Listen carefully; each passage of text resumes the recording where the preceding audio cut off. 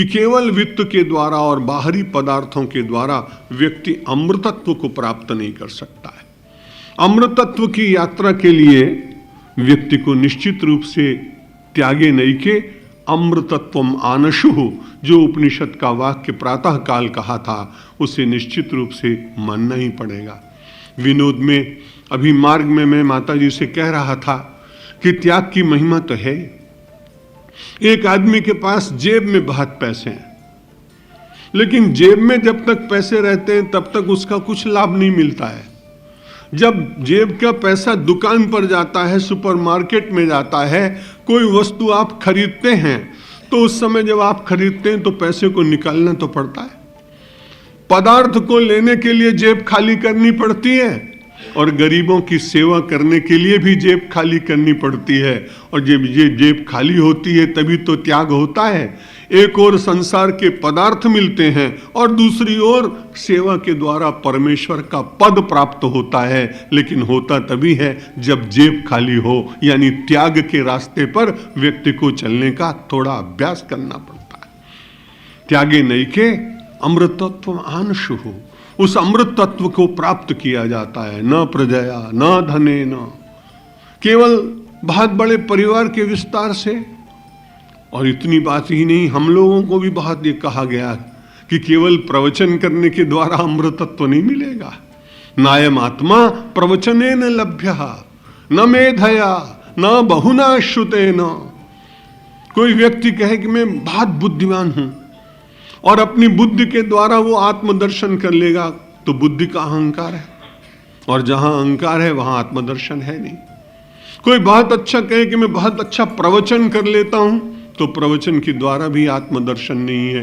कि प्रवचन अच्छा करना, थोड़े 100, 1000, 2000, 10,000 लोग तालियां बजा दे, प्रशंसा कर दे, चित्र छप जाए, समाचार पत्रों में आ जाए और वो व्यक्ति ऐसा मानने लगे हमारा जैसा कोई व्यक्ति कि हमें आत्मदर्शन हो जाएगा, तो नहीं हो पाएगा। क्योंकि उपनिषद निषेध करते हैं कि उसके लिए तो व्यक्ति को कटिबद्ध होना पड़ता है। कटिबद्ध हुए बिना कोई वस्तु मिलती नहीं। जीवन में व्यग्रता जब तक नहीं जागती है, त्वरा नहीं जागती है, प्राप्त करने की जो अभिलाषा नहीं जागती है, तब तक वो वस्तु मिलती नहीं।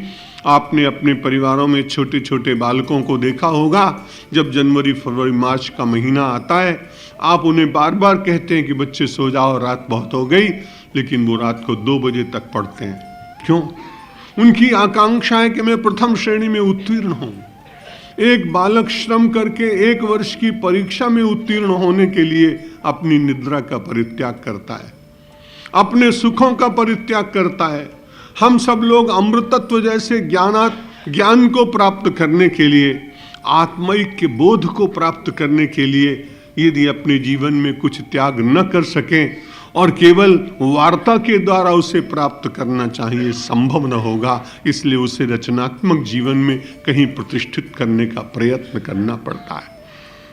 इसलिए भगवान आदि शंकराचार्य ने कहा, अतो विमुक्त्यै प्रयतेत विद्वान संन्यस्त बाह्यार्थ सुख स्पृशन् संतम महांतम समुपेत्य देशिकम तेनोपदिष्टार्थ समाहितात्मा। क्या करना चाहिए उपदेश कर रहे हैं, बता रहे हैं, ज्ञानोपलब्धि का उपाय बता रहे हैं।